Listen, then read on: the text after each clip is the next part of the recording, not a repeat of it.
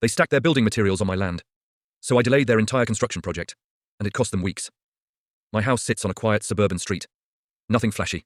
Just a single-story home, a tidy yard, and a wide side lot I've always kept clear. For years, the land next door was empty. Just dry dirt, weeds, and the occasional stray cat. Then one day, a developer bought it. Almost overnight, the street changed. Delivery trucks started arriving before sunrise, and workers paced the dirt with measuring tapes.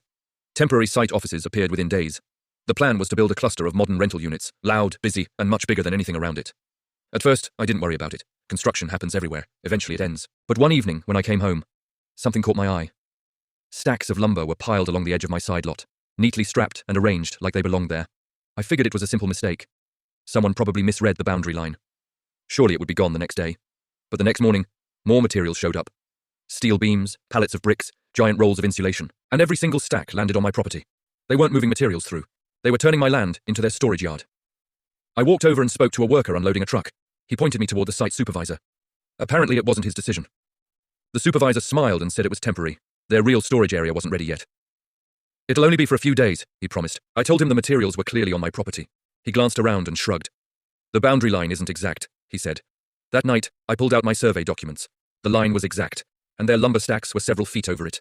The next morning, I placed bright markers along the boundary, right beside their piles of materials, clear enough that no one could miss them. They shifted a few stacks slightly, but they didn't remove them, and deliveries kept coming. So I started documenting everything.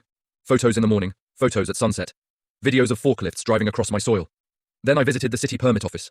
I asked to see the developer's site logistics plan. One rule immediately stood out. All building materials had to stay inside the fenced construction zone. Using neighboring property could trigger enforcement. So I filed a formal complaint. Later that week, 2 inspectors arrived. They measured the stacks of lumber and steel. Half of the storage area sat inside my boundary. They also noticed something else. Forklifts had compacted my soil and crushed the grass across the lot. That afternoon, the city issued a stop work order. No framing, no roof trusses, no new deliveries. The entire project slowed to a crawl. That evening, the project coordinator knocked on my door. He looked stressed. Delays were costing them a lot of money. He promised they would clear the materials immediately. But I told him that wasn't enough. The damage had already been done. The soil was compacted. The grass was ruined. Debris was scattered everywhere. I wanted the lot restored. Fresh soil, new grass, and a protective barrier along the property line. He looked back toward the silent construction site. Workers were standing around waiting. Without materials, nothing could move forward. 2 days later, the trucks returned. But this time, they were loading. One by one, the stacks disappeared. Workers leveled the soil and removed the debris. Fresh topsoil was spread across the lot. Grass seed was planted.